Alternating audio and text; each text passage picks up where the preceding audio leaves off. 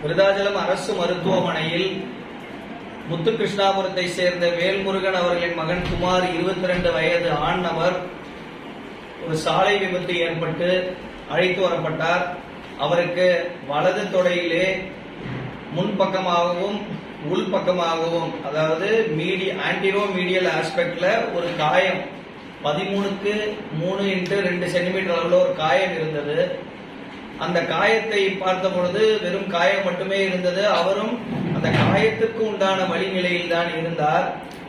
அதனால் அவருக்கு அந்த காயத்திலே அதீத ரத்தப்போக்கு இருந்ததனால் உடனடியாக அந்த காயம் தையலிடப்பட்டு ரத்தப்போக்கு தடுக்கப்பட்டது.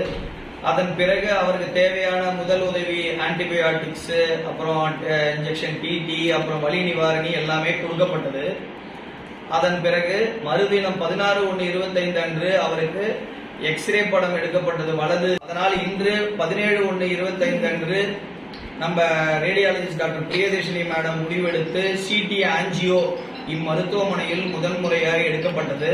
அந்த ஆஞ்சியோவிற்கு பிறகு அந்த இரத்த குழாய்க்கு அருகில் உள்ளது. ஆனால் அந்த இரத்த குழாயை இந்த கம்பி எந்தவித பாதிப்பையும் ஏற்படுத்தவில்லை என உறுதி செய்யப்பட்டது.